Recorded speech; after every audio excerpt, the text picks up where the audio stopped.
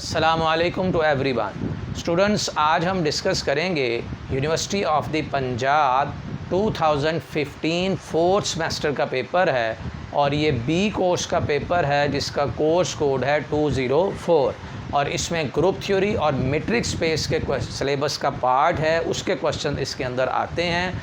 तो आइए हम अल्लाह का नाम लेकर एमसीक्यू से स्टार्ट करते हैं इस पेपर को। बिस्मिल्लाहिर्रहमानिर्रहीम। क्वेश्चन 1 फर्स्ट एमसीक्यू है, a function f R comma D to R comma D dash is continuous at c belongs to R if and only if for every epsilon greater than 0 there exists a delta greater than or equal to 0 such that distance between x comma c is less than delta, implies that d dash f of x f of c is equal to epsilon, d dash f of x comma f of c is less than epsilon, greater than epsilon or less than or equal to epsilon। एक तो मैंने यहाँ correction की है, यहाँ ए लिखा हुआ था, इस जगह पर ए नहीं, पेपर में ए है, ए नहीं आएगा, इसमें यहाँ पर सी आ रहा है। और कंटिन्यूटी किसी भी पॉइंट के ऊपर उसकी डेफिनेशन ये है कि अगर एक्स और सी के दरमियान का डिस्टेंस लेस दैन डेल्टा हो तो f of x f of c के दरमियान का जो डिस्टेंस है वो लेस दैन एप्सिलॉन आना चाहिए। तो क्वेश्चन 1 में ऑप्शन हमारे पास बी आ जाएगी। सेकंड है जी, in R comma d with usual metric d on R the set of natural number in the real line R is. Natural number का सेट क्या है? ओपन है, बोथ ओपन, क्लोज, क्लोज है, neither open nor close. जी, natural number का हमने set बताना है कि ये क्या आएगा। नेचुरल नंबर का सेट जो होता है ये क्लोज होता है। रीज़न मैं अभी आपको बता देता हूँ और कॉन्सेप्ट भी 1 मिनट में हमारा क्रिस्टल क्लियर हो जाएगा कि नेचुरल नंबर का सेट क्यों क्लोज है। याद रखिए, कोई सेट उस वक़्त क्लोज होता है जब उस सेट का कॉम्प्लीमेंट क्या हो जाए? ओपन हो जाए। यानी नेचुरल नंबर के सेट का अगर कॉम्प्लीमेंट ओपन होगा तो नेचुरल नंबर बजाते खुद जो है वो क्लोज होगा। देखिए इसको किस तरह से हम सॉल्व करेंगे। एक रियल लाइन रखते हैं जी, एक रियल लाइन, इसमें आप आर रख लीजिए जो कि माइनस इन्फिनिटी से प्लस इन्फिनिटी तक है और यहाँ पे नेचुरल नंबर 3 है। 1 2 और 3, 1 और 2 के दरमियान, 1 से आगे 2 से पहले ये सेट का हिस्सा नहीं है क्योंकि नेचुरल नंबर स्टार्ट ही किससे होता है? 1 से, फिर 2 से। दरमियान में बहुत सारे नंबर्स आएंगे, वो इसका पार्ट नहीं है। अगर हम इसका कॉम्प्लीमेंट तलाश करें नेचुरल नंबर का, जो होगा जी आर माइनस नेचुरल नंबर, वो अब क्या क्या आ जाएगा? माइनस इन्फिनिटी से 1 तक, और दोनों को हमने क्या कर दिया? एक्सक्लूड, क्योंकि हम कॉम्प्लीमेंट ले रहे हैं, 1 अब इसमें शामिल नहीं। और यूनियन फिर 1 से 2 तक, और फिर यूनियन 2 से 3 तक, और इस तरह और भी बहुत सारे आ जाएंगे नेचुरल नंबर। इसी तरह हम चलते जाएंगे और आप देखिए ये एक ओपन इंटरवल बन गए हैं, और ओपन इंटरवल जो होता है वो एक ओपन सेट होता है, और ओपन सेट का यूनियन जो है वो हमारे पास क्या होगा? ओपन। जितने मर्ज़ी यहाँ पर ओपन सेट ले लीजिए, उनका यूनियन ओपन आएगा। तो इसका मतलब नेचुरल नंबर के कॉम्प्लीमेंट जो है वो ओपन आ रहा है। अगर नेचुरल नंबर का कॉम्प्लीमेंट ओपन सेट है तो बजाते खुद जो नेचुरल नंबर होगा वो क्या आ जाएगा? हमारे पास क्लोज आ जाएगा। नेक्स्ट है जी MCQ number 3, the set Q dash of all irrational number is a subset of R, neither open nor close, both open and close, close है या ओपन है। भाई सेट ऑफ इर्रेशनल नंबर हो, rational number का set आ जाए या irrational number का सेट आ जाए तो ये नाइदर ओपन और नॉर क्लोज होगा। बल्कि इसके अलावा भी मैं आपको बता देता हूँ, सारे रैशनल नंबर भी नाइदर ओपन नॉर क्लोज होंगे। और इस तरह के अगर इंटरवल आ जाए, हाफ ओपन हाफ क्लोज, ये भी क्या होते हैं? Neither open nor close. Next है जी पार्ट 4 है, the interior of a subset, इस सबसेट का 1 2 3 4 5 of all real of the real line are under the usual metric is. इसका इंटीरियर फाई आएगा या बी आएगा।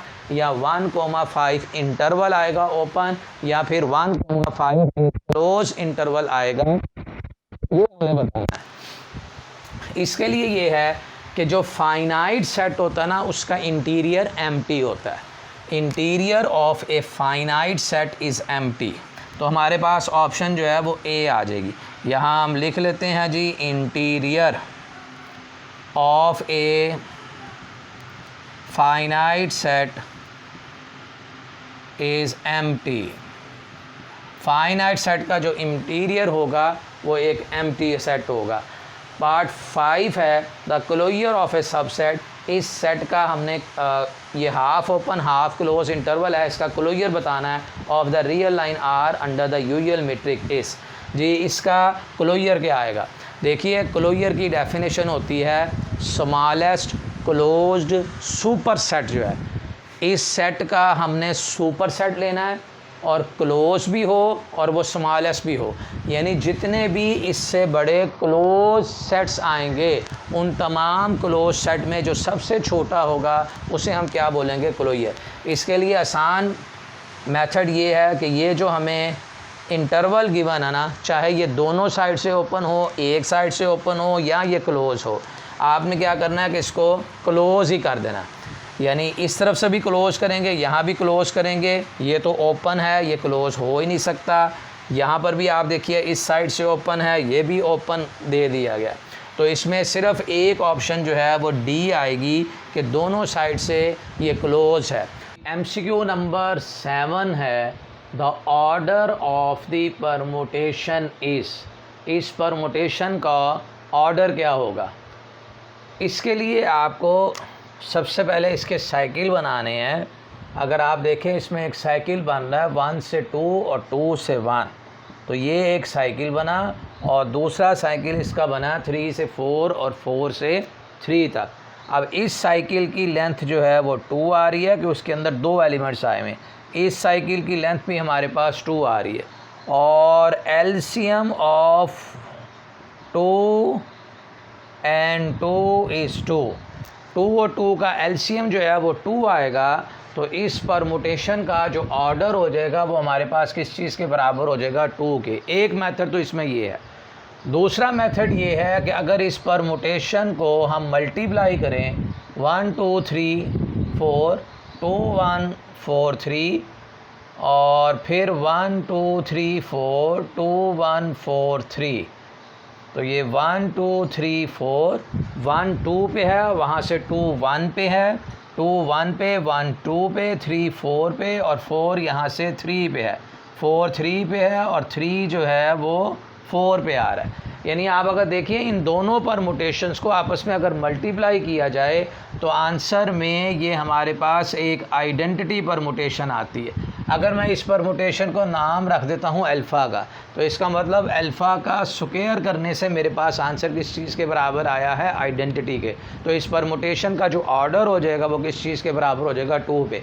हाँ, अगर यहाँ अल्फ़ा स्क्वायर पे आइडेंटिटी आंसर ना आता तो फिर अल्फ़ा क्यूब, अल्फ़ा की पावर 4, अल्फ़ा की पावर 5, जहाँ पर भी अल्फ़ा की पावर करने से आंसर आइडेंटिटी आए वो उस परमुटेशन का क्या कहलाता है? ऑर्डर। और दूसरा सलूशन ये है कि आप इसके साइकिल बनाएं और साइकिल के अंदर जितनी लेंथ आएगी उन सब का एलसीएम फाइंड आउट करें। जो भी एलसीएम आएगा वो उस परमुटेशन का क्या कहलाएगा? ऑर्डर कहलाएगा। जी नेक्स्ट क्वेश्चन देखिए। If x square is equal to x for some x in a group G then x is called। जी अगर किसी भी एलिमेंट का स्क्वायर उस एलिमेंट के बराबर आ जाए तो उससे हम बोलते हैं आइडेम्पोटेंट। तो इस पार्ट 8 में जो ऑप्शन आ जाएगी वो सी ऑप्शन राइट आएगी। Part number 9, every group of even order has at least one element of order 2। अगर कोई भी ग्रुप जिसका ऑर्डर इवन है उसमें एक एलिमेंट ऐसा ज़रूर मिलेगा कि जिसका ऑर्डर किस चीज़ के बराबर होगा? 2 के। ये एक इम्पॉर्टेंट रिज़ल्ट है, इसे आपने याद रखना है। नेक्स्ट क्वेश्चन पार्ट नंबर 10 है let G be a group of order 35 then G has a subgroup of order G group है जिसका ऑर्डर 35 है, कहता जी जी का एक सब ग्रुप होगा, उसका ऑर्डर क्या होगा। यहाँ पर हम लेग्रांज थ्योरम यूज़ करेंगे। लेग्रांज थ्योरम ये कहता है कि सब ग्रुप का ऑर्डर जो है वो ग्रुप के ऑर्डर को क्या करता है, डिवाइड्स करता है। ऑर्डर ऑफ ए सब group divides the order of a group. अब आप देख लीजिए 35 का इसमें डिवाइज़र कौन सा है, 2 तो इसको डिवाइड नहीं करेगा, 3 भी डिवाइड नहीं करेगा, 4 भी डिवाइड नहीं करेगा, हाँ 5 जो है वो इसको डिवाइड कर जाता है। तो सब ग्रुप हमें एक ऐसा ज़रूर मिलेगा जिसका ऑर्डर किस चीज़ के बराबर होगा, 5 के। यहाँ पर हमने लेग्रांज थ्योरम जो है वो यूज़ किया है, तो ऑप्शन इसमें डी आ जाएगी। का फर्स्ट पार्ट है स्टेट एंड प्रूव मिन्कॉस्की इनइक्वालिटी। सबसे पहले तो हम इसकी स्टेटमेंट देखते हैं कि इसकी थ्योरम की क्या स्टेटमेंट है। Let x and y be two points of R raise to power n और C raise to power n, यानी रियल में भी हो सकते हैं और ये कॉम्प्लेक्स के अंदर भी हो सकते हैं। Then square root of summation k varies from 1 to n, absolute of xk plus yk का square is less than or equal to square root of xk square plus yk square, और इन दोनों के ऊपर क्या है, summation। ये हमने prove करना है मिन्कॉस्की इनइक्वालिटी में। और यहाँ चूँकि ये शॉर्ट क्वेश्चन है इसलिए इसे मैं इंडेक्स 2 के लिए पावर 1/2 के लिए प्रूव करने लगा हूँ, लेकिन इन जनरल इसको p के लिए भी प्रूव किया जा सकता है विद कंडीशन, लेकिन ये शॉर्ट क्वेश्चन है तो यहाँ पर इंडेक्स जो है वो फिलहाल हमने पावर 1/2 ही रखी है। देखिए इसका प्रूफ किस तरह करेंगे। Summation k varies from 1 to n x k plus y k square. अगर हम इस स्क्वायर की एक्सपेंशन करते हैं तो ये आ जाएगा जी ए स्क्वायर 2ab और फिर प्लस का बी स्क्वायर। इसके बाद हम यहाँ पर कॉची-श्वार्ट्ज इनइक्वालिटी यूज़ करेंगे कि summation k varies from 1 to n absolute of x k into y k, ये लेस देन और इक्वल टू होता है square root of summation x k square into summation y k square. Cauchy Schwarz inequality को use करके इस term के ऊपर हम फार्मूला लगा देते हैं। ये जो प्रोडक्ट वाली है absolute of x k into y के वेरीज फ्रॉम 1 to n, जी क्या बनेगा, ये summation x k absolute square और यहाँ भी के वेरी करेगा फ्रॉम 1 to n, के वेरी करेगा फ्रॉम 1 to n प्लस ये आ जाएगा जी 2 टाइम्स, और इसके ऊपर अगर मैं फार्मूला लगाता हूँ तो summation k varies from 1 to n x k square into और इस सारे के ऊपर क्या आ जाएगा जी स्क्वायर रूट और फिर स्क्वायर रूट समेशन और y के एब्सोल्यूट स्क्वायर के वेरीज फ्रॉम 1 to n और प्लस ये जो लास्ट वाली एक टर्म बची है समेशन y के एब्सोल्यूट स्क्वायर और के वेरीज फ्रॉम 1 to n। और चूँकि यहाँ पर लेस देन और इक्वल टू है तो ये वाली इक्वालिटी जो है वो चेंज हो जाएगी लेस देन और इक्वल टू। अब ये फार्मूला बन गया है अगेन ए स्क्वायर प्लस का 2ab और प्लस का बी स्क्वायर। अगर हम इसके ऊपर स्क्वायर रूट लगा दें, देखिए इसको हम ऐसे लिख सकते हैं summation k varies from 1 to n x k absolute और इस सारे के ऊपर स्क्वायर रूट भी, फिर summation k varies from 1 to n y के एब्सोल्यूट स्क्वायर और इसके ऊपर भी स्क्वायर और इसके ऊपर आ जाएगा जी होल स्क्वायर। अगर आप इसमें a plus B whole square की एक्सपेंशन करें तो ये आ जाएगा a का स्क्वायर। जब हम a स्क्वायर करेंगे तो ये वाला स्क्वायर रूट उसके साथ कैंसिल हो जाएगा, फिर प्लस का 2ab और फिर प्लस का बी स्क्वायर जो है और इसका स्क्वायर भी इसके स्क्वायर रूट के साथ कैंसिल हो जाएगा। अच्छा, अब अगर हम दोनों तरफ स्क्वायर रूट ले लें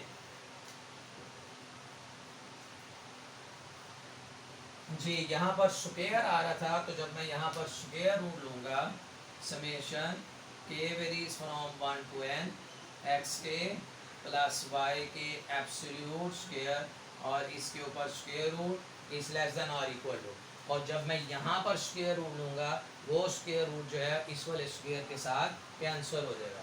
तो ये आ जाएगा जी square root summation x k absolute square plus square root summation y k absolute square और k varies from 1 to n, k varies from 1 to n। तो स्टूडेंट्स ये हमारे पास मिनकॉस्की इनइक्वालिटी का प्रूफ आ गया। क्वेश्चन नंबर 2 का second part, find the limits points of the set in R, D where D is a usual metric on R। जी यहाँ set of real number है हमारे पास माइनस इंफिनिटी से लेकर प्लस इंफिनिटी तक, और यहाँ पर 2 है, इस जगह पे पॉइंट आ रहा है 7 हमारे पास इंक्लूड है, जबकि 2 जो है वो एक्सक्लूड है। लेकिन याद रख लीजिए लिमिट पॉइंट होने के लिए पॉइंट को सेट में से होना ज़रूरी नहीं। जैसे 2 जो है वो इस सेट में शामिल नहीं है, लेकिन 2 इस सेट का लिमिट पॉइंट ज़रूर है, क्योंकि आप 2 को सेंटर मानकर आर रेडियस लेकर जैसे ही इस पर ओपन स्फीयर ड्रॉ करेंगे तो इस ओपन स्फीयर के अंदर बहुत सारे पॉइंट जो है वो इस रियल लाइन के आ जाएंगे, और लिमिट पॉइंट के लिए सिर्फ एक पॉइंट, उसके अलावा इस 2 के अलावा कम से कम इस सेट का कोई एक पॉइंट भी आ गया ना, तो ये हमारे पास 2 जो है वो इस सेट का लिमिट पॉइंट बन जाएगा। बाद में ये बता रहा हूँ लिमिट पॉइंट होने के लिए पॉइंट का सेट में से होना शामिल नहीं, पॉइंट जो है वो कहाँ से आएगा, आर में से।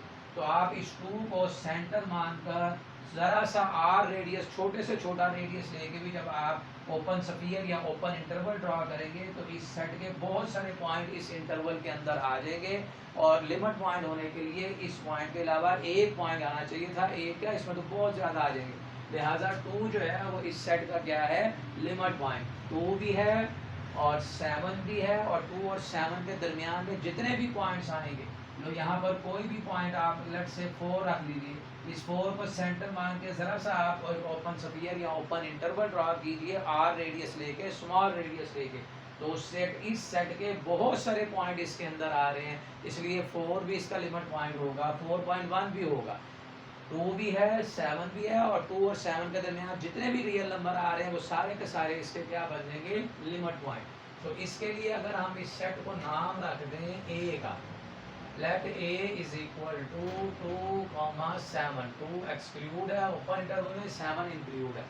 एनी ओपन इंटरवल या open sphere center at 2 contains at least 1 point of A different from 2।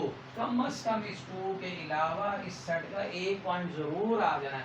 So 2 is the limit point of a, 2 जो है वो इसका लिमिट पॉइंट है।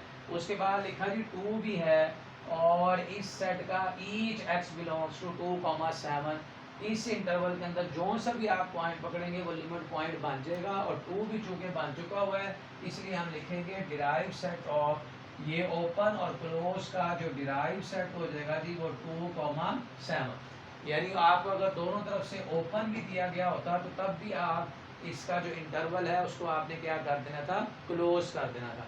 तो इसके उसने सेट ऑफ लिमिट पॉइंट पूछे थे, तो इस सेट का जो लिमिट पॉइंट है, सेट ऑफ लिमिट पॉइंट, उसे हम बोलते हैं डिराइव सेट। तो इसका इंटरवल का जो डिराइव सेट हो जाएगा जी वो क्लोज इंटरवल 2,7, 2 भी इंक्लूड हो जाएगा डिराइव सेट में, और 7 भी जो है, और इसके दरमियान जितने नंबर हैं वो सारे के सारे इंक्लूड हैं, इसलिए इसको क्लोज इंटरवल के अंदर लिखा है। 2 पार्ट नंबर 3 है, यू और वी बिलोंग करते हैं आर स्क्वायर को, देन प्रूव डैट, ये एक मैपिंग हमें गिवन है और इस मैपिंग को हमने साबित करना है कि ये मैपिंग हमारे पास इनर प्रोडक्ट है। उसके लिए हमें पहली कंडीशन हम देखते हैं, 3 कंडीशन इसके अंदर सेटिस्फाइड करवाएंगे इनर प्रोडक्ट के लिए। हाँ जी, इसमें इस मैपिंग को हम देखेंगे यू और यू के दरमियान, यहाँ पर हमें गिवन है यू और वी के दरमियान, तो हम u और इस मैपिंग को u के साथ देखेंगे क्या रिलेशन इसका बनता है। तो ये आ जाएगा जी x1, और y1 की जगह पर भी हम क्या लिखेंगे, x1, क्योंकि इस केस में जो y1 है वो बराबर x1 की हो गया है, और y2 जो है वो बराबर हो गया है x2 के। तो माइनस का x1, फिर यहाँ लिखेंगे x2, माइनस का x2 इधर x1, फिर 3x2 और y2 की जगह पे भी आ जाएगा x2। ये x1 स्क्वायर माइनस का 2x1 x2 प्लस का 3x2 स्क्वायर, और इसी 3x2 स्क्वायर को लिख रहे हैं x1 square 2x1 x2 plus x2 square फिर प्लस का 2x2 स्क्वायर। इससे फ़ायदा क्या हुआ कि ये स्क्वायर कंप्लीट हो जाएगा a square plus b square minus का 2ab। इसे हम लिख सकते हैं x1 माइनस x2 का होल स्क्वायर और प्लस 2x2 स्क्वायर, और ये ग्रेटर दैन और इक्वल टू क्या हो जाएगा 0, क्योंकि इस टर्म के ऊपर भी स्क्वायर आ रहा है, यहाँ पर भी स्क्वायर है, तो ये ग्रेटर दैन और इक्वल टू 0। और अगर हम इस मैपिंग को 0 मान लें तो इसका मतलब क्या है कि x1 square minus x2 square ये भी 0 है, और 2x2 स्क्वायर ये भी किस चीज़ के बराबर 0 के। और यहाँ से हम लिख सकते हैं कि x2 इज़ इक्वल टू 0 और x1 minus x2 is equal to 0। x1 equal हो जाएगा x2 के, और x2 चूँकि ये 0 के बराबर है तो x1 किसके बराबर 0 के, और x1 भी 0 और x2 भी 0। अगर हम यहाँ पर वैल्यूज़ पुट करें x1 x2 की तो यहाँ से u किस चीज़ के बराबर हो जाएगा 0 के, और चूँकि ये condition if and only if के साथ है इसलिए इसको ऐसे लिख दीजिए कि अगर u 0 है तो मैपिंग जो है वो किस चीज़ के बराबर 0 के। इसी की सेकंड कंडीशन है, मैपिंग है जी u और v के दरमियान में x1 y1 minus x1 y2 minus का x2 y1 फिर 3x2 और y2। इसी मैपिंग को हम ऐसे भी लिख सकते हैं y1 x1 फिर y2 x1 माइनस का y1 x2 3y2 और x2, और ये मैपिंग आ जाएगी v और u के, v और u के दरमियान। इसी डेफिनेशन के मुताबिक अगर मैं इसको रिवर्स कर दूं, ये मैपिंग u v के दरमियान थी, यहाँ बन जाएगी v, u।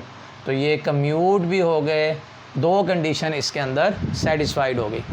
अब हम फाइंड करेंगे तीसरी कंडीशन के लिए a u प्लस का b v, और यहाँ पर अगर हम वैल्यूज़ पुट करें a तो u की वैल्यू है जी x1 x2 plus b, v की वैल्यू है y1 y2, और अगर इसे सॉल्व करेंगे तो ax1 प्लस का by1 ax2 और फिर प्लस का by2, ये वैल्यू आई है हमारे पास u प्लस bv की। इसके साथ हम एक डिफ़ाइन करते हैं जी w को, which is equal to z1 z2 belongs to r square. अब हम जाएंगे इसकी थर्ड कंडीशन के ऊपर।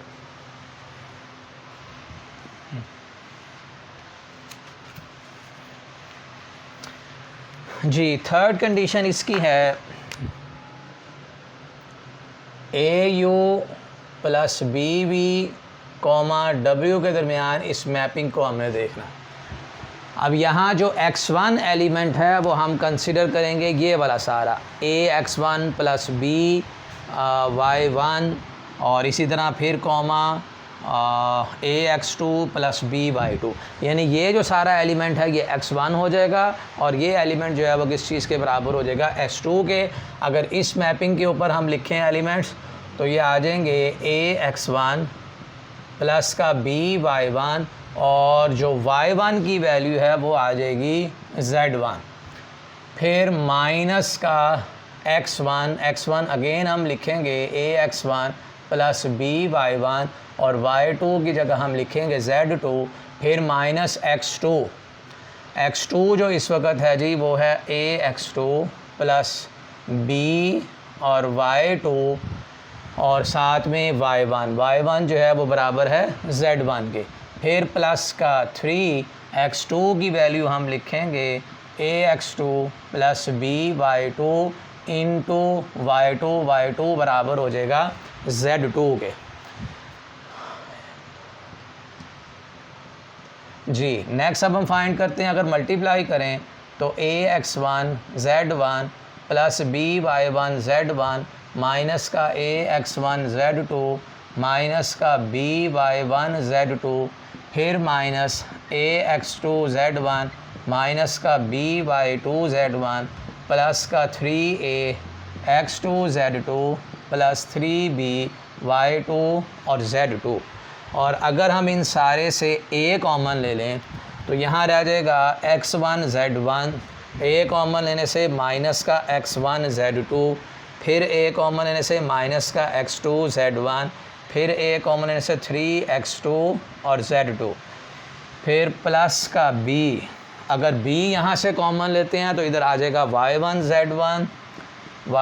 z1, b कॉमन लेने से माइनस का y1 z2, फिर b कॉमन लेने से माइनस का y2 z1, फिर b कॉमन लेने से प्लस का 3y2 और z2।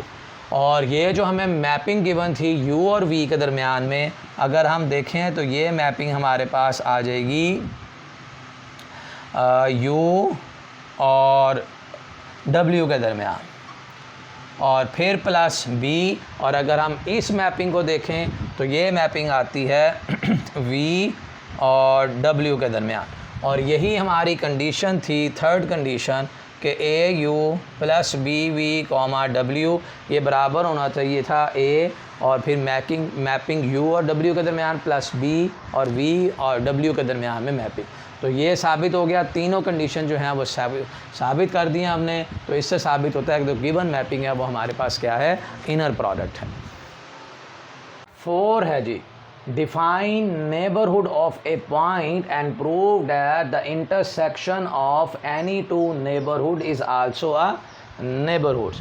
यानी दो अगर नेबरहुड्स हैं तो उनकी जो इंटरसेक्शन होगी वो भी एक नेबरहुड होगी। सबसे पहले तो हम नेबरहुड की डेफिनेशन देखते हैं कि इसकी डेफिनेशन क्या है। Let x, d be a metric space, let x belongs to capital x। ये जो स्मॉल x है ये एक ऐसा पॉइंट है जो कि कैपिटल x को बिलोंग करता है। A subset n of x, एक सबसेट है जी n कैपिटल x का, n is a subset of x is said to be a neighborhood of x। ये जो कैपिटल n है इस स्मॉल x का नेबरहुड कहलाएगा if there exists an open set G such that, ये जो small x element है ये किसी ओपन सेट में हो और वो ओपन सेट आगे सबसेट हो किसका, n का, तो फिर हम इस n को कहेंगे n is a neighbourhood of x। यानी n और x के दरमियान में हमें एक ओपन सेट मिलना चाहिए। ये थी डी डेफिनेशन। n और x के दरमियान में अगर कोई ओपन सेट मिल गया तो इस n को हम बोलेंगे कि ये नेबरहुड है किसका, x का। अब हम प्रूव करते हैं कि अगर दो नेबरहुड हों तो उनका इंटरसेक्शन भी एक नेबरहुड होता है। देखिए इसका proof. Let a and b are two neighborhood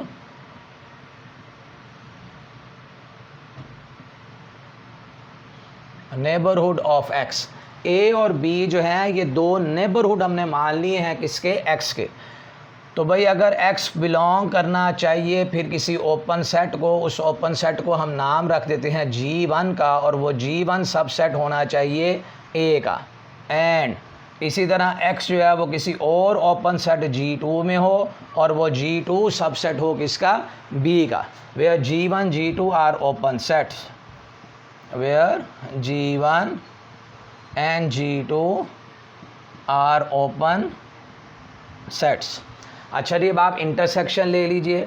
x belong करता है G1 को भी कर रहा है, G2 को भी बिलोंग करता है, तो x जो है वो G1 इंटरसेक्शन G2 को भी बिलोंग करेगा। और ये आगे सबसेट हैं किसके भाई, A इंटरसेक्शन B के। x G1 में भी था, G2 में भी था। x बिलोंग कर जाएगा G1 इंटरसेक्शन G2 को और वो आगे सबसेट बन जाएगा A इंटरसेक्शन B का। अब ये दो ओपन सेट थे, दो ओपन सेट का जो इंटरसेक्शन होता है वो भी क्या होता है, ओपन। अब आप देखिए ए इंटरसेक्शन और एक्स के दरमियान में ये सारा मेरे पास आ रहा है एक ओपन सेट। जैसे यहाँ पर हमने कहा कि n is a neighbourhood of x, n is a neighbourhood of x, n neighbourhood था x का कब, जब n और x के दरमियान में एक ओपन सेट आया था। अब a इंटरसेक्शन b के दरमियान, a इंटरसेक्शन और x के दरमियान में एक ओपन सेट मिल गया, तो हम कहेंगे a intersection b is a neighbourhood of x, a intersection b is a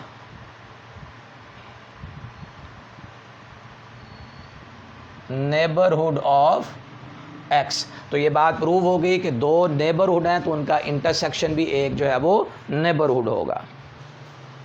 number 2, let x, d be a metric space. x, d ये मेट्रिक स्पेस है। Prove that absolute of distance between x, z minus distance between y, z is less than और equal to distance between x, y for all x, y, z belongs to x। इसके लिए आपने यहाँ से start लीजिए कि distance between x, z ये less than और इक्वल होगा distance between x, y plus distance between y, z। चूँकि ये मेट्रिक स्पेस है तो ट्राइंगल इनइक्वालिटी को, प्रॉपर्टी को ये सेटिस्फाइड करेगा। अब यहाँ से distance between x, z minus distance between y, z is less than और equal to distance between x, y। इसे नाम रख दीजिए इक्वेशन नंबर 1 का।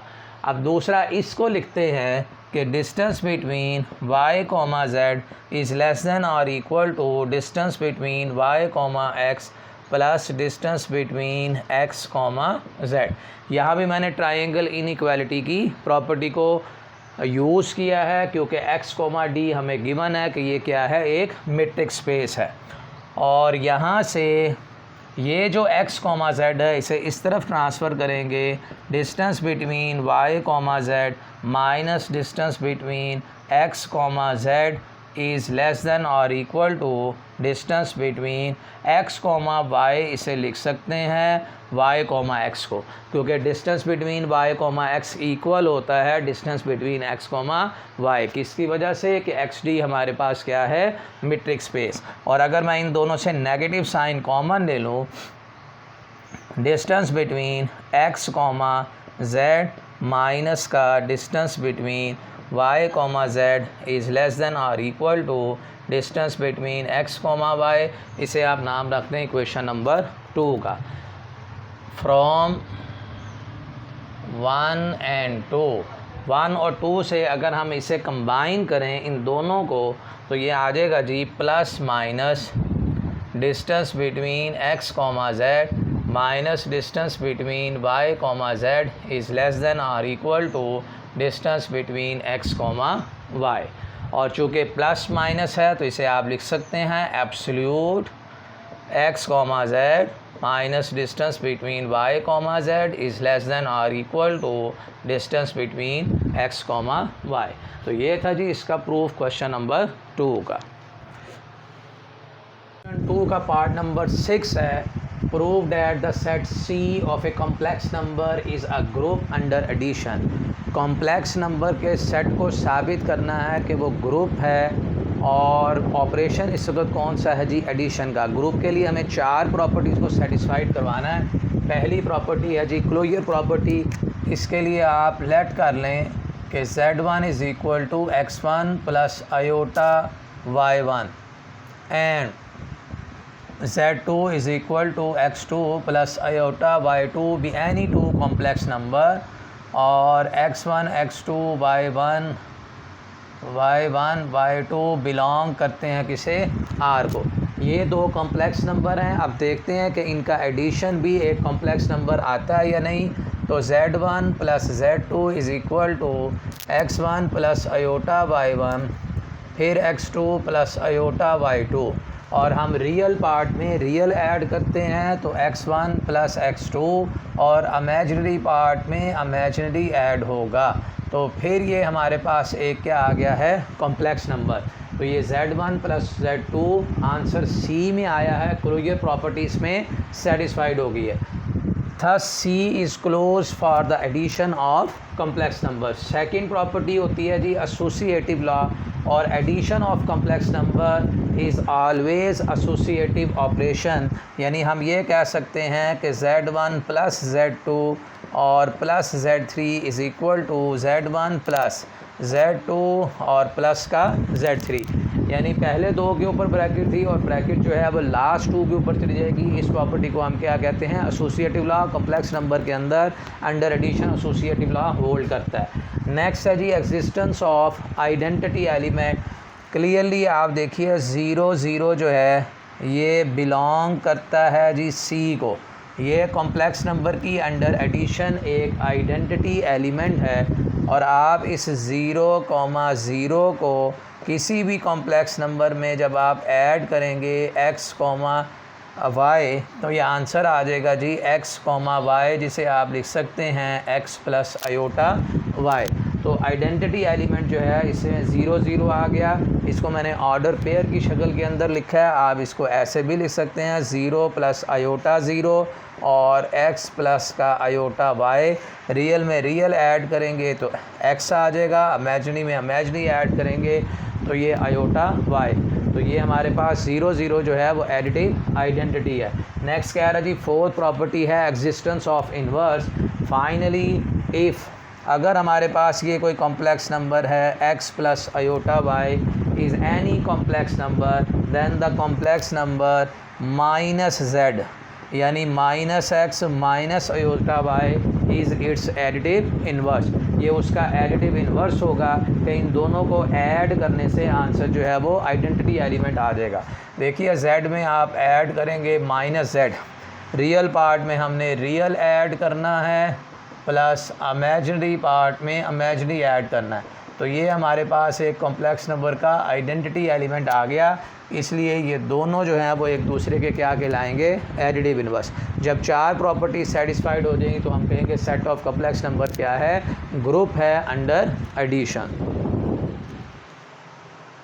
का पार्ट 7 है, prove that G 1 3 5 7 be a group of residue classes under multiplication modulo A।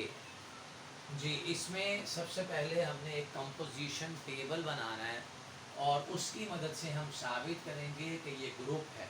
और किसी भी नॉन एम्प्टी सेट को ग्रुप साबित करने के लिए चार कंडीशंस हैं।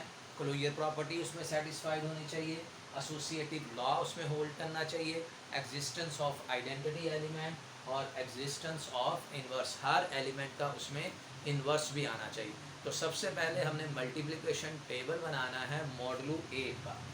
अगर मैं 1 से मल्टीप्लाई करूँगा तो ये ऐसे ही आ जाएगा 1 3 5 और 7, और 3 को अगर हम 3 से मल्टीप्लाई करेंगे 9, और इस 9 को आपने डिवाइड करना है मॉडुलो पे और रिमाइंडर लिखना है। 9 को अगर हम 8 पे डिवाइड करेंगे तो रिमाइंडर का आंसर जो है वो 1 आएगा। 3 को 5 से मल्टीप्लाई किया 15, और 15 को अगर हम 8 पे डिवाइड करके 15 को अगर हम 8 पे डिवाइड करें तो यहाँ रिमाइंडर बच जाएगा जी 7। तो आपने यहाँ पे 7 लिखना है क्योंकि मॉडुलो 8 का टेबल है। और 3 को 7 से मल्टीप्लाई करेंगे 21, और 21 को अगर हम मॉडुलो पे डिवाइड करें 8 पे तो यहाँ आ जाएगा जी 5, और 5 को 3 से मल्टीप्लाई किया 15, और 15 के ऊपर हमने देखा आंसर 7 आता है। 5 को 5 से मल्टीप्लाई करेंगे 25, उसको 8 पे डिवाइड करेंगे, रिमाइंडर जो है वो 1 बचेगा। 5 को 7 से मल्टीप्लाई करेंगे 35, उसको 8 पे डिवाइड करेंगे, रिमाइंडर बचेगा जी 3, और 7 को 3 से मल्टीप्लाई किया 21, रिमाइंडर बचेगा 5।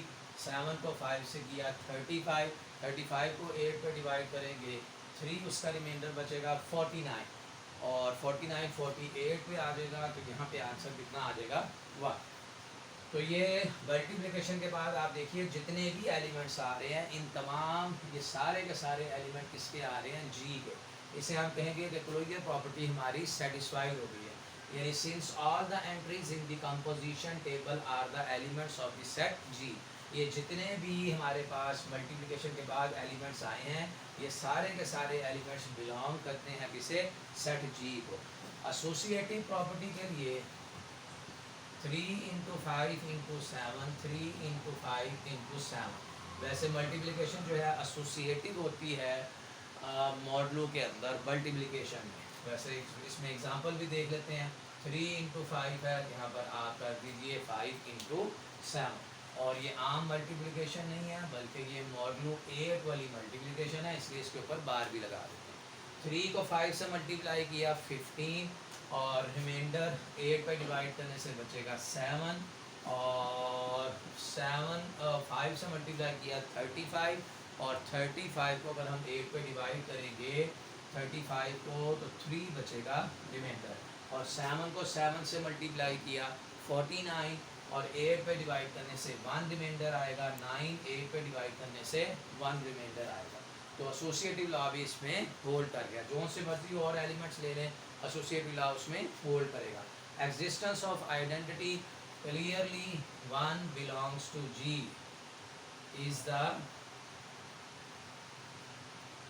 Identity element. 1 जो है इसमें आइडेंटिटी एलिमेंट है।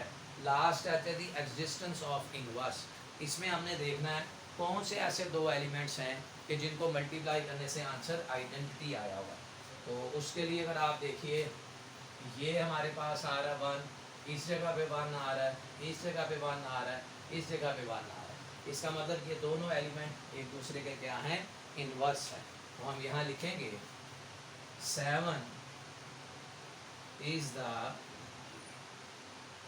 इनवर्स ऑफ 7, और इसी तरह 5 is the inverse of 5, 3 is the inverse of 3, 1 is the inverse of 1, यानी हर एलिमेंट अपना ही इनवर्स आ रहा है। तो 5 इज द इनवर्स ऑफ 5, फिर यहाँ लिखेंगे 3 is the inverse of 3, 1 is the inverse of 1, her element अपना ही इन्वर्स है। तो ये ग्रुप की 4 प्रॉपर्टी जो है वो सेटिस्फाइड हो गई, इसलिए हम ये जो सेट G है इसे कहेंगे कि सेट G हमारे पास क्या है, group.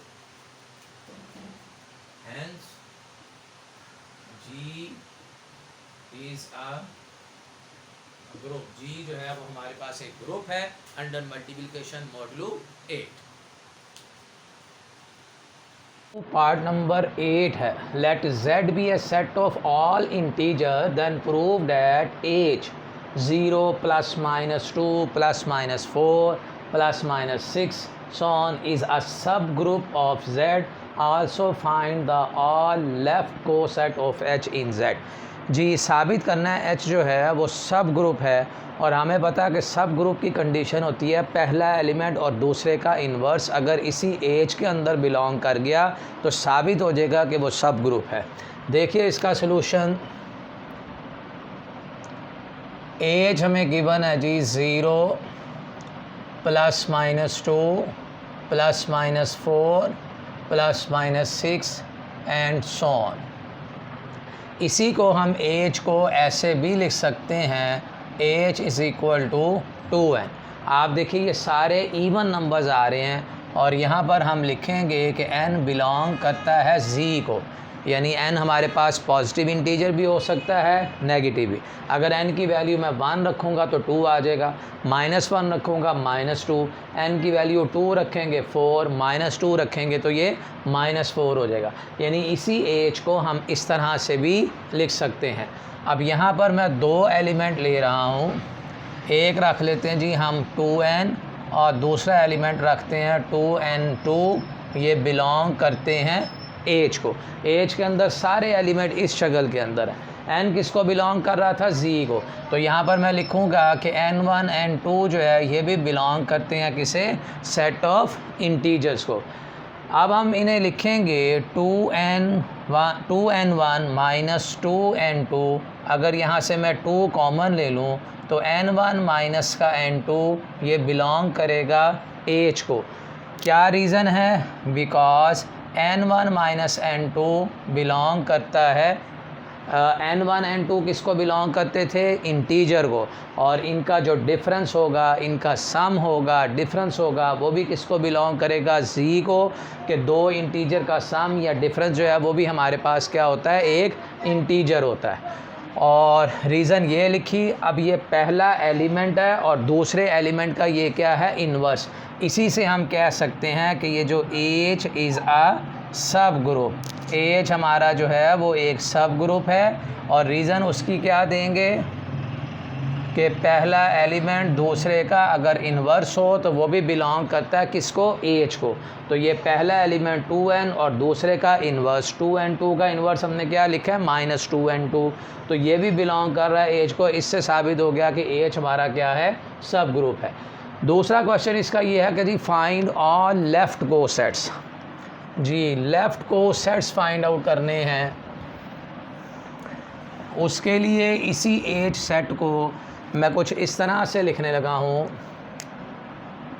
H is equal to, इसमें 0 भी आ रहा है, 2 भी है, 4 भी है, 6 भी है, एंड सो ऑन। इधर इसका -2 लिखते हैं, माइनस का 4, फिर माइनस का 6, एंड सो ऑन। इस तरह के एलिमेंट्स हैं हमारे इस H में। और चूँकि हमने फाइंड करने हैं लेफ़्ट कोसेट्स, तो आप इसमें 0 + H करके देखिए। सबसे पहले 0 + H, और 0 + H करूँगा तो मेरे पास आंसर आएगा -6, -4, -2, 0, 2, 4 और 6, और ये H ही के बराबर आ रहा है। 0 + H के बराबर आ रहा है। फिर इसका एक और एलिमेंट लेते हैं जी, 2 और प्लस का H। 2 + H अगर मैं इसमें लिखूँगा तो यहाँ ये जो -6 है ये हो जाएगा जी -4, -4 -2 हो जाएगा, और जो -2 है ये 0 हो जाएगा, और 0 2 के बराबर, 2 में 2 ऐड करेंगे 4, इसमें 6 हो जाएगा, नेक्स्ट 8 आ जाएगा। इस तरह ये एलिमेंट चलते रहेंगे। तो 0, 2, 4 और 6 ये आया है 2 + H। और आप गौर कीजिए ये 2 + H जो है अगेन किस चीज़ के बराबर आ गया हमारे पास, H के। जी अब इन्हीं में मैंने पहले इवन नंबर्स ऐड किए हैं। अगर मैं इसमें अब ऑड नंबर अगर मैं ऐड करता हूँ 1 + H, उससे मुझे क्या रिज़ल्ट मिलेगा। इसमें अगर मैं 1 ऐड करूँगा तो इसमें मेरे पास आंसर आएगा जी -5, 1 ऐड करने से -3, -1, यहाँ 1 आ जाएगा, इधर 3 आ जाएगा, इधर 5, और इधर 1 ऐड करने से 7, एंड सो ऑन।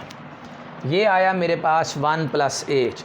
और अगर मैं इसी तरह करूँ जी 3 और प्लस का H, 3 + H वो किस चीज़ के बराबर आएगा।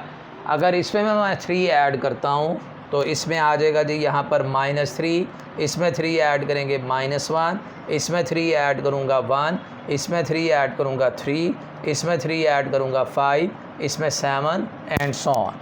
और आप देखिए कि 1 + H का आंसर भी और 3 + H का आंसर जो है ये सेम आ रहा है। यानी 0 + H और 2 + H इन सब के आंसर जो है वो सेम आए थे। इसी को मैं लिख सकता हूँ कि 0 + H वो इक्वल है 2 + H के, वो इक्वल होगा 4 + H के, एंड सो ऑन। इसी तरह 1 + H वो बराबर होगा 3 + H के, और वो बराबर होगा 5 + H के, एंड सो ऑन। और ये जो 0, 1, 2, 3 ये सारे एलिमेंट किसके हैं हमारे पास, Z के। Z हमारे पास कौन सा था, सेट ऑफ इंटीजर। और चूँकि H जो है वो इस Z का क्या था, सब ग्रुप था। अब आप इसमें देखिए कि डिस्टिंक्ट कौन कौन से आ रहे। ये दो तो भाई सेम आ रहे थे, ये वाला और ये वाला, ये दोनों हमारे पास क्या आ रहे हैं, डिस्टिंक्ट आ रहे हैं। और अगर आप इन दोनों का यूनियन लेंगे, ये डिस्टिंक्ट वाले जो मैंने टिक किए हैं इनका हम यूनियन लेंगे, पूरा सेट ऑफ इंटीजर आ जाएगा। और इनका जो इंटरसेक्शन है, H का इंटरसेक्शन 1 + H के साथ जो है वो किस चीज़ के बराबर आ रहा है, MT के। तो इसी को हम बोलेंगे कि ये तमाम के तमाम इसके हमने क्या फाइंड कर लिए हैं, लेफ़्ट कोसेट। और जितने भी डिस्टिंक्ट लेफ़्ट कोसेट्स आते हैं उनकी तादाद को हम बोलते हैं इंडेक्स। नेक्स्ट जो हमारा क्वेश्चन है वो है इंडेक्स। किसी भी ग्रुप का जो है वो इंडेक्स क्या होता है वो देखिए। नेक्स्ट एक शॉर्ट क्वेश्चन है part 9, define index of a सब ग्रुप। किसी भी सब ग्रुप का जो इंडेक्स है वो क्या होता है? The number of distinct left या राइट भी हो सकते हैं को set of a subgroup H of a group G is called index of H in G. यानी ये जो डिस्टिंक्ट लेफ्ट को सेट्स आए हैं जिनके ऊपर मैंने टिक किया है, जिन दो का इंटरसेक्शन जो है वो एम्प्टी आ रहा है, और अगर मैं इनका यूनियन कर लूँगा 1 + h और h का, इससे हमारे पास सेट ऑफ इंटीजर z आ जाएगा। तो ये जो तादाद है डिस्टिंक्ट लेफ़्ट की या राइट की, यहाँ सारे के सारे हमने लेफ़्ट साइड में ऐड किए हैं। अगर हम राइट साइड में ऐड करें तो इन्हें बोलते हैं राइट कोसेट्स। इनकी तादाद को हम बोलते हैं इंडेक्स। तो इस वक्त हमारा अगर हमसे इस क्वेश्चन के अंदर पूछा जाए कि इंडेक्स कितना आ रहा है, तो इसका इंडेक्स जो है वो किस चीज़ के बराबर है? 2 के। क्वेश्चन है जी साइक्लिक परमुटेशन और ट्रांसपोजिशन। ये दो डेफिनेशन समझनी है कि साइक्लिक परमुटेशन किसको कहते हैं और ट्रांसपोजिशन क्या होती है। देखिए पहले डेफिनेशन इसकी, a permutation of the form a1 a2 a3 so on a k is called a cyclic permutation of length k। अब by definition a1 a2 a3 up to ak denotes the permutation that carries a1 into a2। यानी a1 map होगा जाकर a2 पे, a2 into a3 and so on ak -1 into ak, और ak -1 ak पे जाके map होगा and last ak into a1, और ak वापस मैप होगा किस पे? a1 के ऊपर, और जो रिमेनिंग है and leaves all the remaining elements of the set in the question unchange. देखिए इस डेफिनेशन को इस एग्जांपल के ज़रिए समझते हैं। ये एक साइक्लिक परमुटेशन है 1 3 5 4 ऑन द सेट एस। एक सेट एस था 1 2 3 4 5, इसके अंदर एलिमेंट्स आ रहे हैं कॉरस्पॉन्डिंग टू द मैपिंग। 1 जो है मैप हुआ जाकर 3 पे, और 3 फिर मैप हुआ 5 पे, 5 मैप हुआ है 4 के ऊपर, और 4 वापस आके मैप हो जाएगा किस पे? 1 पे। देखिए 1 मैप हुआ है 3 पे, 3 मैप हुआ है 5 पे, 5 मैप हुआ है 4 पे, और 4 जाके मैप हो गया है 1 के ऊपर, और जो रिमेनिंग एलिमेंट इसमें बच गए हैं वो सेम होने चाहिए। देखिए इसी चीज़ को मैं इस तरह लिखता हूँ 1 2 3 4 5 ये एलिमेंट्स हैं। 1 मैप हुआ 3 पे, और 3 फिर आगे हमने देखना है। 1 मैप हुआ 3 पे, 3 जाके मैप हुआ 5 पे, 5 जाकर मैप होगा 4 पे, और 4 वापस किसके ऊपर जाके मैप हो गया? 1 पे। ये एक साइकिल कंप्लीट हो गया। जो बाकी बच जाएंगे, जैसे यहाँ पर आप देखिए 2 इसमें बाकी बचा है, वो बाकी जो एलिमेंट जितने भी बचेंगे वो सारे के सारे क्या होने चाहिए? सेम होने चाहिए। यानी आपने जिस नंबर से स्टार्ट लिया था वापस आप उसी नंबर के ऊपर आ गए हैं। ये एक साइकिल कंप्लीट हुआ है, इसे हम बोलते हैं साइक्लिक परमुटेशन। और इसके अंदर जो नंबर ऑफ़ एलिमेंट्स हैं, जैसे यहाँ पर 1 3 5 4 नंबर ऑफ़ एलिमेंट, इसके अंदर 4 आ रहे हैं, तो इस साइकिल की लेंथ किस चीज़ के बराबर होगी? 4 के। डेफिनेशन के अंदर हमने k एलिमेंट्स लिए थे, इसलिए उसने कहा कि इसकी लेंथ किस चीज़ के बराबर है? k के। अच्छा, अगर हम इस परमुटेशन को देखें कि ये साइकिल है या नहीं, तो अगर आप इसमें साइक्लिक परमुटेशन 1 मैप है जी 2 के ऊपर, 2 आगे 1 पे है, तो ये 1 2 इधर आके हम स्टॉप कर देंगे। रिमेनिंग एलिमेंट सेम होने चाहिए, 3 3 बिल्कुल सेम है। और ऐसा ट्रांसपोजिशन बोलते हैं, ऐसा साइकिल जिसकी लेंथ जो है वो 2 आ जाए उसे हम बोलते हैं ट्रांसपोजिशन। जैसे आप देखिए इस साइकिल की लेंथ जो है वो 2 आ रही है, यानी 1 जाके मैप हुआ था 2 पे, फिर आगे 2 को देखना वो 1 पे हुआ था, तो ये एक साइकिल कंप्लीट हो गया जिसकी लेंथ 2 है। इसको हम बोलते हैं transposition. A cycle of length 2 is called a transposition. तो ये स्टूडेंट एक डेफिनेशन हमने दो समझी हैं, एक साइक्लिक परमुटेशन की और दूसरी जो है वो ट्रांसपोजिशन की। नंबर 3 है show that every open ball in a metric space is open. यानी मीट्रिक स्पेस में हर ओपन बॉल जो है वो ओपन होता है, या ये कहिए कि मीट्रिक स्पेस के अंदर हर ओपन बॉल एक ओपन सेट होता है। पहले आपने समझना है कि ओपन सेट की डेफिनेशन क्या होती है। देखिए अगर मेरे पास कोई सेट, ये हमारे पास है जी U, और इस U के किसी भी पॉइंट को, किसी भी जगह कोई पॉइंट X है, उस X को सेंटर मानकर आर रेडियस लेकर अगर मैं कोई ओपन सफ़ियर ड्रा करूं, ये आर रेडियस लेकर मैंने एक ओपन सफ़ियर ड्रा किया है। अगर ये वाला ओपन सफ़ियर, इसे हम नाम रख देते हैं जी इस ओपन बॉल को with centre x radius R, अगर ये वाला ओपन सफ़ियर सेट यू का सब सेट बन गया तो हम कहेंगे कि यू सेट हमारे पास क्या है, ओपन है। और इस वक्त ये जो एक्स पॉइंट है ये बिलोंग करना चाहिए यू को, यानी यू के किसी भी पॉइंट को सेंटर मानकर आर रेडियस लेकर एक ओपन सफ़ियर ड्रा करेंगे। अगर वो ओपन सफ़ियर सेट यू का सब सेट बना हुआ हो तो हम कहेंगे कि सेट यू क्या है, ओपन है। लेकिन यहाँ हमने प्रूव करना है कि हर ओपन सफ़ियर जो होता है वो एक ओपन सेट होता है। ये एक रखते हैं जी हमारे पास कोई से भी एक मीट्रिक स्पेस है और यहाँ पर मैंने एक ओपन बॉल ड्रा कर दिया है और उस ओपन बॉल के सेंटर को हम नाम रखते हैं एक्स का और इसके रेडियस को हम नाम रख देते हैं आर का।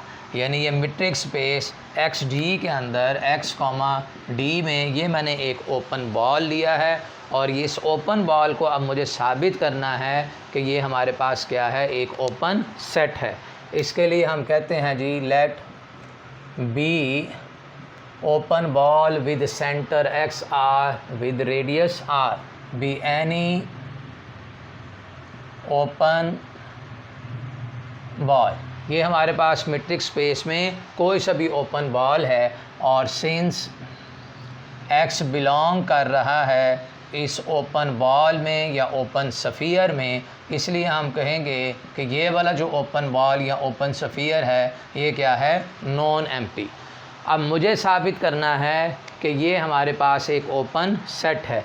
इसके लिए यहाँ पर मैं एक पॉइंट रख लेता हूँ जी, आर्बिट्रेरी पॉइंट, जो कि इस ओपन बॉल को बिलोंग कर रहा है with centre x radius R. यही हम लिखेंगे let y belongs to open ball with center x radius r be an arbitrary point। जब हमने ये बात कही कि y बिलोंग कर रहा है इस ओपन सफ़ियर में तो इसका मतलब ये है कि distance between x comma y वो लेस होगा किससे, रेडियस r से। कि y, अगर y पॉइंट जो है वो इस ओपन बॉल में मौजूद है, open ball b with centre x radius r, अगर ये पॉइंट इसमें मौजूद है तो इसका x से जब हम डिस्टेंस मालूम करेंगे तो वो रेडियस से लेस आएगा। इसी को हम ऐसे भी लिख सकते हैं r minus distance between x comma y और इधर क्या रह जाएगा हमारे पास 0। और इस वैल्यू को एक मैं नाम रख देता हूँ where r minus D x comma y is equal to r1। तो इसका मतलब 0 जो है वो लेस हो जाएगा r1 से, या हम ये कह सकते हैं कि r1 क्या हो जाएगा, ग्रेटर दैन 0। अब मुझे प्रूव ये करना है कि ये वाला एक ओपन बॉल जो है वो एक ओपन सेट है और कोई सेट उस वक्त ओपन होता है जब उसके किसी पॉइंट को सेंटर मानकर r रेडियस लेकर एक ओपन सफ़ियर ड्रा करें। तो यहाँ पर मैंने रेडियस रख दिया जी r1 और ये मैंने एक ओपन सफ़ियर ड्रा कर दिया। अब ये वाला ओपन सफ़ियर जो है साबित हम करेंगे कि इस open ball with centre x radius r का क्या है, सबसेट। क्योंकि अगर ये वाला ओपन सफ़ियर इसका सबसेट बन गया तो साबित हो जाएगा कि हमारे पास ये वाला जो ओपन बॉल है with centre x radius r ये हमारे पास क्या है, ओपन है। अब इसी में एक पॉइंट रखते हैं जी z। तो इसका मतलब ये होगा let z belongs to open ball with center y और रेडियस उसका कितना है जी, r1। अगर z पॉइंट इस ओपन बॉल में मौजूद है तो इसका मतलब distance between y comma z is less than r1, कि x का y का z से जो डिस्टेंस है वो रेडियस से लेस हो जाएगा, क्योंकि z पॉइंट जो है वो इस वाले ओपन बॉल में मौजूद है विद सेंटर y और रेडियस हमारे पास क्या है, r1। अब यहाँ से हम चूँकि ये मीट्रिक स्पेस है तो हम ट्रायंगल इनइक्वालिटी यूज़ करते हैं कि distance between x comma z is less than or equal to distance between x comma y plus distance between y comma z। और distance between y comma z ये हमारे पास r1 है, तो इधर लिखेंगे distance between x comma y plus का r1 इसकी वैल्यू, और इधर आ जाएगा जी distance between x comma z।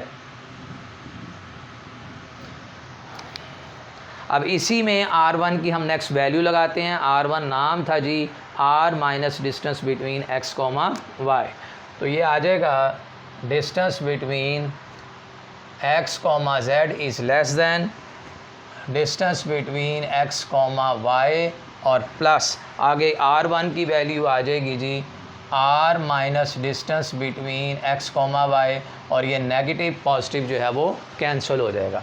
यहाँ से हम लिख सकते हैं x comma z is less than r। अब x का z से जो डिस्टेंस मालूम किया वो रेडियस से लेस आ रहा है, r रेडियस से लेस आ रहा है, इसका मतलब ये जो z पॉइंट है ये बिलोंग कर जाएगा open ball b with centre x और रेडियस r। अब आपने z पॉइंट इस ओपन बॉल में लिया था, वो इसमें गया है, इसका मतलब ये होगा कि open ball with center y r1 is a subset of open ball with centre x और रेडियस r, और यही हमारे पास डेफिनेशन है किसकी, ओपन सेट की। इसका मतलब ये हुआ शोज़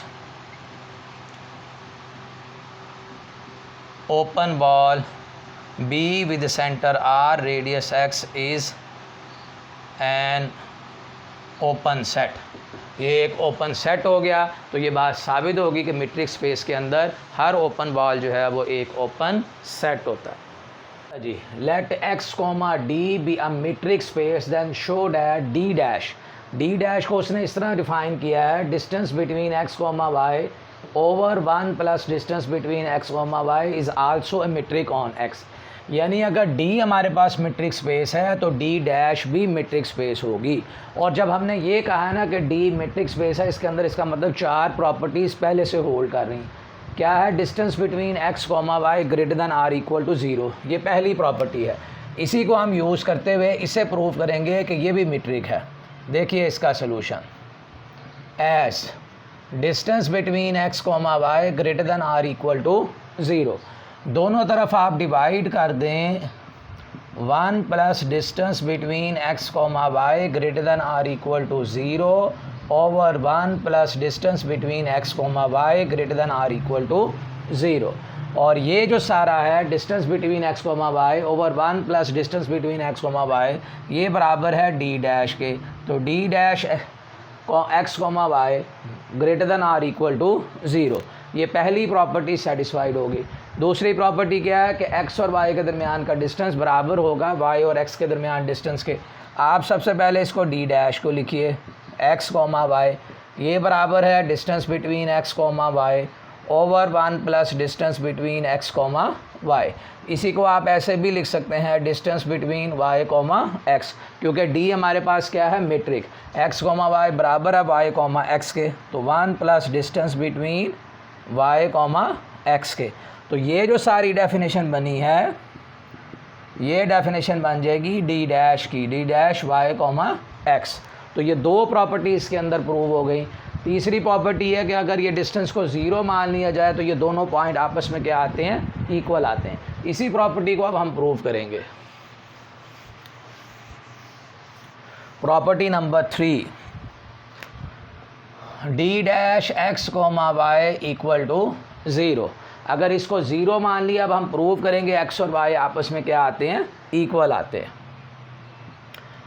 तो यहाँ इसकी डेफिनेशन लगा दीजिए, distance between x comma y over 1 plus distance between x comma y is equal to 0, और ये उस तरफ मल्टीप्लाई हो जाएगा, तो distance between x comma y is equal to 0, और जब d 0 के बराबर है तो x और y आपस में क्या आ जाएंगे, इक्वल।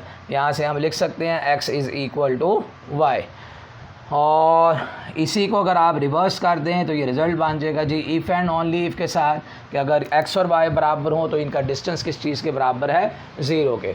ये थी हमारी प्रॉपर्टी नंबर 3।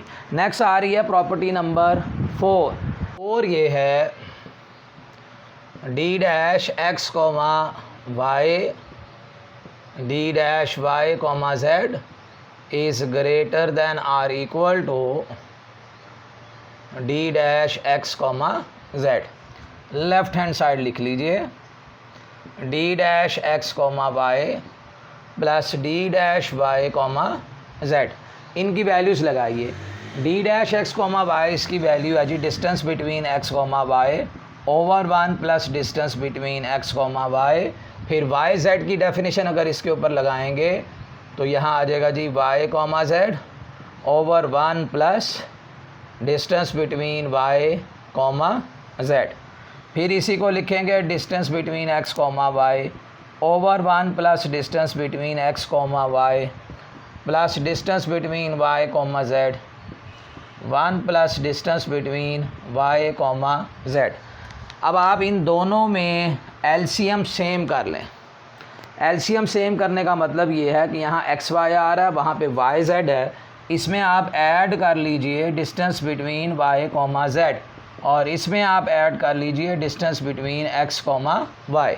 और आप चूँकि डिनोमिनेटर में ऐड कर रहे हैं, जितना डिनोमिनेटर ग्रेटर करेंगे वैल्यू क्या होती जाएगी, लेस होती जाएगी। तो यहाँ तो पहले तो इक्वल आए थे, अब ये हमारे पास क्या आ जाएंगे, ग्रेटर दैन और इक्वल टू। ये वाली वैल्यू ऐड करने से डिनोमिनेटर में जितनी वैल्यू बड़ी करोगे उतना आंसर जो है वो छोटा आता जाएगा। तो इस तरफ वाली वैल्यू जो है वो ग्रेटर हो जाएगी। और इसमें अगर हम एलसीएम लें 1 plus distance between x comma y plus distance between y comma z, ये आ जाएगा जी distance between x comma y plus distance between y comma z. और distance between x comma y plus distance between y comma z, इसको आप लिख सकते हैं distance between x comma z जो है। तो इसी को अगर हम लिखेंगे तो ये आ जाएगा distance between x comma z over distance between x comma Z.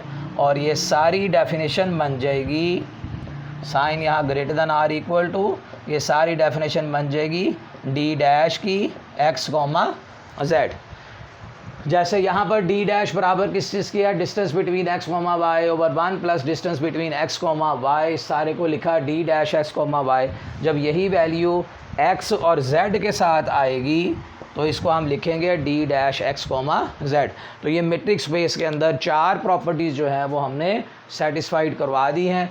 तो इसलिए ये साबित हो गया कि डी डैश भी हमारे पास क्या है, मैट्रिक है। नेक्स्ट क्वेश्चन देखिए जी स्टूडेंट्स, लैग्रांज थ्योरम को हम डिस्कस करते हैं और ग्रुप थ्योरी के अंदर लैग्रांज थ्योरम बड़ा ही इम्पॉर्टेंट है, एग्ज़ामिनेशन पॉइंट ऑफ व्यू से भी और एप्लीकेशन पॉइंट ऑफ व्यू से भी बहुत ज़्यादा ये इम्पॉर्टेंट थ्योरम है। तो इसकी स्टेटमेंट को समझने के लिए एक मैं एग्ज़ाम्पल लेता हूँ, उसके बाद फिर हम इसके प्रूफ की तरफ आएंगे। यहाँ पर मैंने एक ग्रुप ले लिया है 1 3 5 7 रेजिड्यू क्लासेस का ग्रुप है जी अंडर मल्टीप्लिकेशन मॉडलो 8 का। ये हमारी टेक्स्ट बुक है, उसी के अंदर ये एग्ज़ाम्पल दी गई है।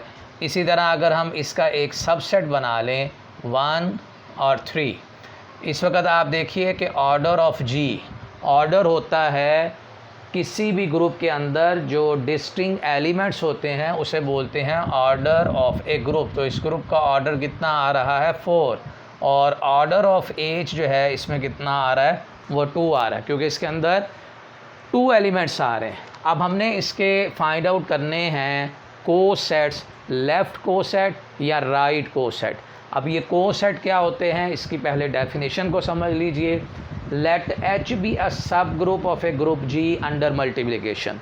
एडिशन भी हो सकता है, एडिशन के केस में आपने ऐड करना है, और मल्टीप्लिकेशन के केस में एलिमेंट को हमने मल्टीप्लाई करना है, कोई सा भी ऑपरेशन हो सकता है। Let a belongs to G, a ऐसा एलिमेंट है जो कि जी को बिलोंग करेगा, be arbitrary. We define a H is equal to a small h, और एच बिलोंग करेगा कैपिटल एच को, और इसी तरह H a h small h a h belongs to capital A. H is called left coset. अगर हम element ए को H से लेफ़्ट साइड से मल्टीप्लाई करेंगे तो इसे लेफ़्ट को सेट बोलेंगे, और अगर इसी को हम राइट साइड से मल्टीप्लाई करेंगे तो इसे हम क्या बोलेंगे, राइट को सेट जो है। यानी अगर मुझे इसके को सेट फाइंड आउट करने के लिए कहे, मैं लेफ़्ट को सेट फाइंड आउट करता हूँ। इसके लिए आपने ए जी के एलिमेंट्स लेने हैं और उनको एच के साथ मल्टीप्लाई करना है। 1 को अगर मैं एच के साथ मल्टीप्लाई करूँगा तो मेरे पास आंसर आ जाएगा जी 1 और फिर 3। फिर इसी तरह 3 को मैंने मल्टीप्लाई करना है एज के साथ। भाई जब मैं 3 को 1 से मल्टीप्लाई करूँगा तो मेरे पास आंसर 3 आएगा, और जब 3 को 3 से मल्टीप्लाई करेंगे 9, लेकिन जो कि मॉडलो 8 दिया गया है डिवाइड करेंगे और रिमाइंडर लिखेंगे तो इसका रिमाइंडर किस चीज़ के बराबर आ जाएगा 1 के। 3 को 3 से मल्टीप्लाई किया 9 को हमने डिवाइड करना है 8 पे, जो रिमाइंडर आया वो हमने लिख देना है। इसके बाद है जी 5 इंटू एज, 5 को इसी तरह फिर 7 इंटू एज, और अगर मैं 5 को 8 से मल्टीप्लाई करूँगा, 5 को 1 से मल्टीप्लाई किया ये आ जाएगा 5। फिर इसी तरह इस 5 को 3 से मल्टीप्लाई करेंगे 15 आएगा, लेकिन 15 को जब आप डिवाइड करेंगे 8 पे तो रिमाइंडर इसका 7 आ जाएगा। और जब मैं 7 से मल्टीप्लाई करूँगा तो यहाँ पर 7 आ जाएगा, और फिर 7 को 3 से मल्टीप्लाई करेंगे 21, और 21 को जब मैं डिवाइड करूँगा 8 पे तो ये रह जाएगा जी यहाँ पे 5। इसे हम बोलते हैं कोसेट्स। ये सारे के सारे लेफ़्ट कोसेट्स हैं।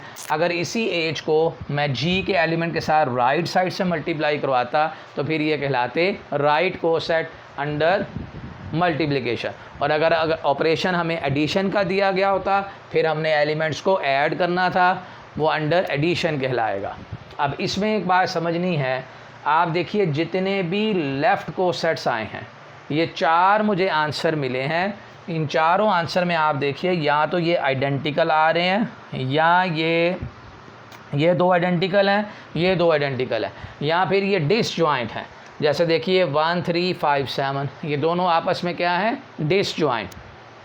कोई भी एलिमेंट इनके अंदर कॉमन नहीं आ रहा। या तो ये एग्जैक्ट इक्वल होंगे, ओवरलैपिंग इनके अंदर नहीं होगी, या डिसजॉइंट होंगे, या एग्जैक्ट जो है वो इक्वल आएंगे। इसी बात को हमने ये नोट कर लिया है। Any two left coset of H in G will be identical और disjoint। इसको आपने जहन में रखना है क्योंकि इसी से हमारा प्रूफ होना है। और ये जो डिस्टिंक्ट जैसे ये 2 हमारे पास आ रहे हैं, डिस्टिंक्ट लेफ़्ट कोसेट्स की जो तादाद होती है उसे हम बोलते हैं इंडेक्स।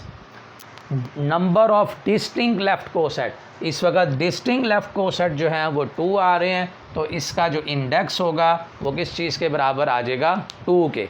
अब हमने समझ लिया कोसेट्स क्या होते हैं और इंडेक्स क्या होता है, ऑर्डर ऑफ जी क्या होता है, ऑर्डर ऑफ एज क्या है। और इसमें एक बात और है कि अगर आप देखें ऑर्डर ऑफ एज अगर 2 आ रहा है तो ऑर्डर ऑफ 3 एज 5 एज ये भी हमारे पास कितना आ रहा है, 2 आ रहा है।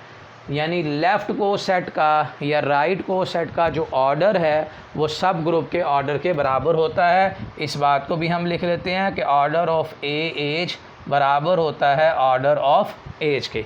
ये सारी चीज़ें इस्तेमाल होनी हैं थ्योरम में। अब आप थ्योरम की स्टेटमेंट को समझिए।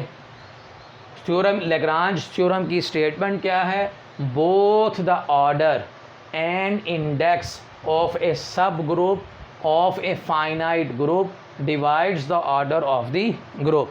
यानी जो सब ग्रुप का ऑर्डर है वो ग्रुप के ऑर्डर को डिवाइड करेगा। इसी तरह जो इंडेक्स है उसका इंडेक्स जो होगा वो भी ग्रुप के ऑर्डर को क्या करेगा, डिवाइड। अब आप जैसे देखिए यहाँ पे जो सब ग्रुप है उसका ऑर्डर किस चीज़ के बराबर आ रहा है, 2 को, और ये डिवाइड कर रहा है किसे, 4 को। इसी तरह आप देखें इंडेक्स जो है, इंडेक्स भी 2 आ रहा है, वो ग्रुप के ऑर्डर को क्या कर रहा है, डिवाइड कर रहा है। ये स्टेटमेंट है लैग्रांज थ्योरम की, both order and index of a subgroup. भाई सब ग्रुप का ऑर्डर 2 था, सब ग्रुप का जो इंडेक्स बना है वो भी कितना आया है, 2 आना है। Of a finite group divides the order of the group, दोनों जो हैं वो ग्रुप के ऑर्डर को क्या करते हैं, डिवाइड करते हैं। अब आप देखिए इसका प्रूफ जो है, इसका प्रूफ देखिए आप। इसके लिए लेट एच बी अ सब group of a finite group G, let H be a subgroup of a finite group G and let order of G is equal to n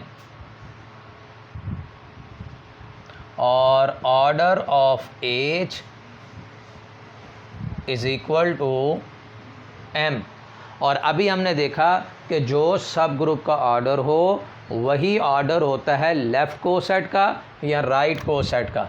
यहाँ से आप ये भी लिख सकते हैं ऑर्डर ऑफ ए एच वो भी किस चीज़ के बराबर होगा m के सब ग्रुप का ऑर्डर और जितने भी लेफ़्ट या राइट कोसेट बनते हैं उन सब के ऑर्डर क्या आते हैं, सेम आते हैं। अब हम बात करते हैं लेट के be the number of distinct left cosets. जितने भी डिस्टिंक्ट लेफ़्ट कोसेट्स हैं वो तादाद के अंदर कितने आ रहे हैं, के आ रहे हैं। और इसी को हमने नाम दिया था जी इंडेक्स का। यानी इस वक्त हमारा जो इंडेक्स है वो किस चीज़ के बराबर आ रहा है, के। और फर्दर ये जितने भी डिस्टिंक्ट लेफ़्ट कोसेट्स आते हैं इन तमाम का जो इंटरसेक्शन होगा वो किस चीज़ के बराबर होगा, एम्प्टी के। रीज़न उसकी क्या है कि any two left coset of H in G will be either identical और डिसजॉइंट। यहाँ पर हम लिखेंगे I is not equal to J।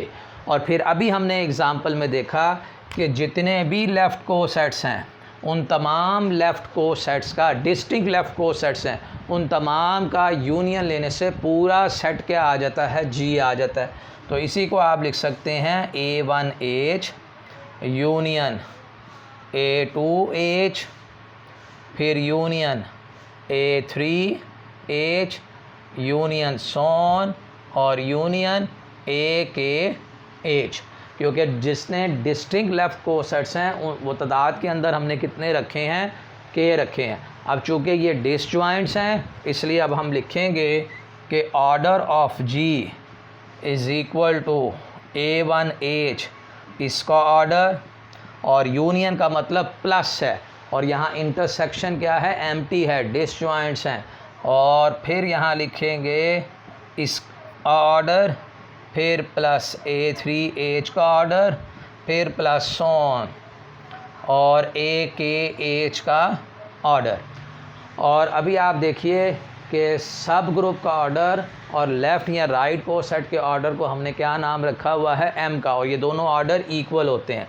और ऑर्डर ऑफ G किस चीज़ के बराबर है, n के। और इसका ऑर्डर लिखेंगे m, फिर प्लस का m, प्लस का m, सो ऑन और प्लस का m।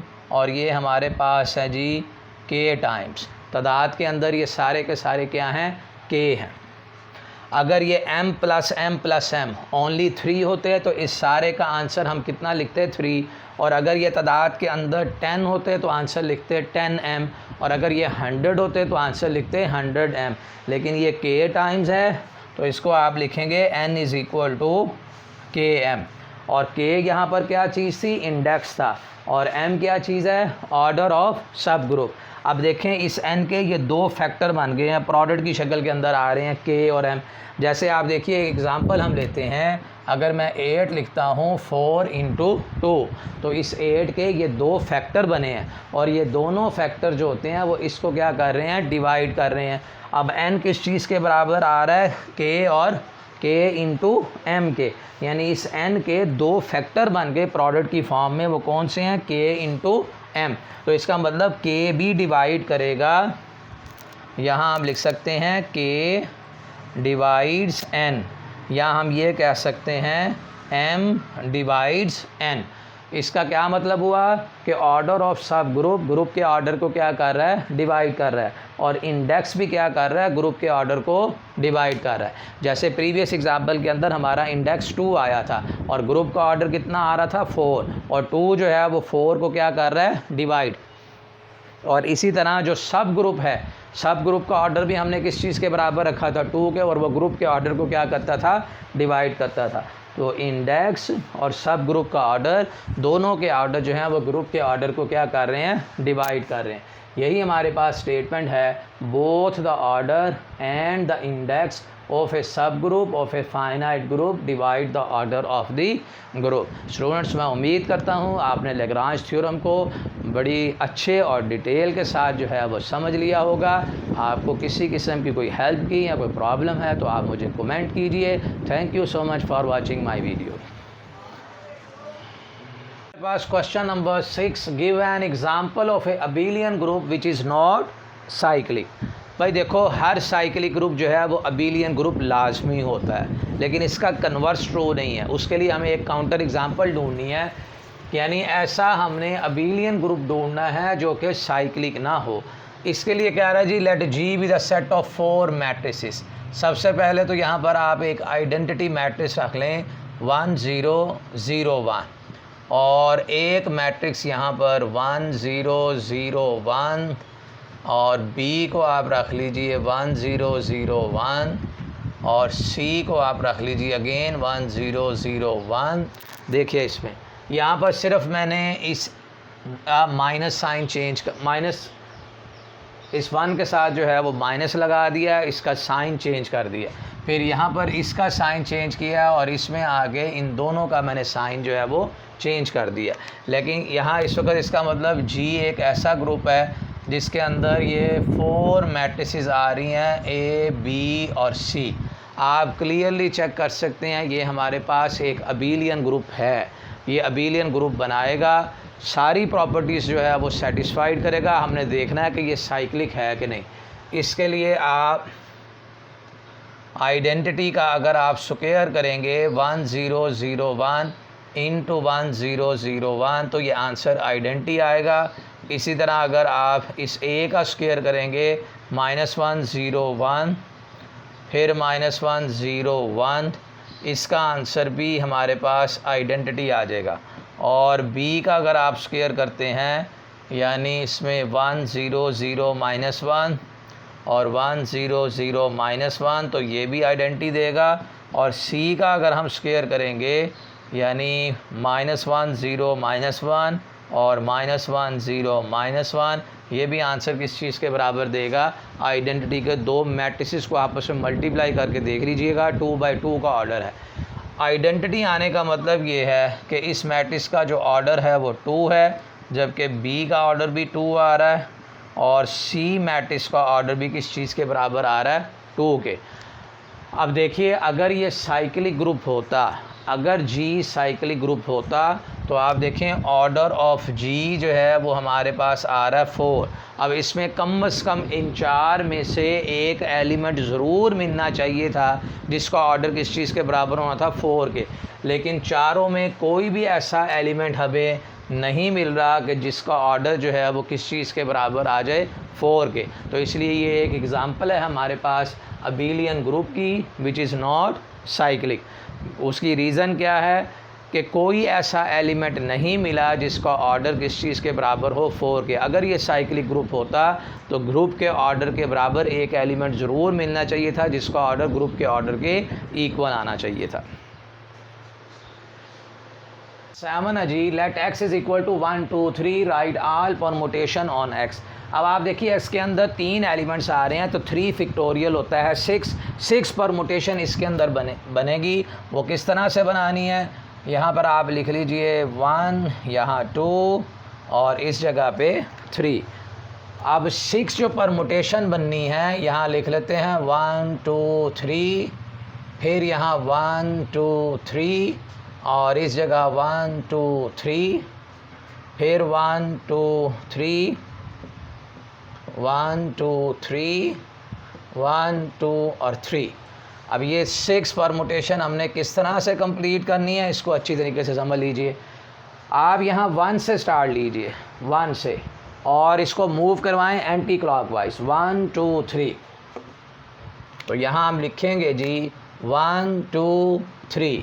अब 1 से स्टार्ट लिया था, अब आप 2 से स्टार्ट लें 2 3 1 2 3 1। अब 2 से स्टार्ट लेके फिर 3 से स्टार्ट लेंगे तो ये आ जाएगा 3, 1 और 2। ये 3 हमने बनाई हैं एंटी क्लॉकवाइज। अब हम 3 बनाएंगे क्लॉकवाइज। फिर 1 से स्टार्ट लें, 1 3 2, 1 3 2। 1 के बाद फिर हम स्टार्ट लेंगे 3 से, 3 2 1। फिर स्टार्ट लेंगे 2 से, 2 1 और 3। तो ये 6 हमारे पास परमुटेशन आई हैं। और ये चूँकि एलिमेंट्स इमेजेस सेम आ रहे हैं, इसको हम बोलते हैं जी आइडेंटिटी परमुटेशन। इन्हें कोई नाम रख दें F1, इसे F2 का, F3, F4 और F5। तो ये हमारे पास बनी है जी 6 परमुटेशन।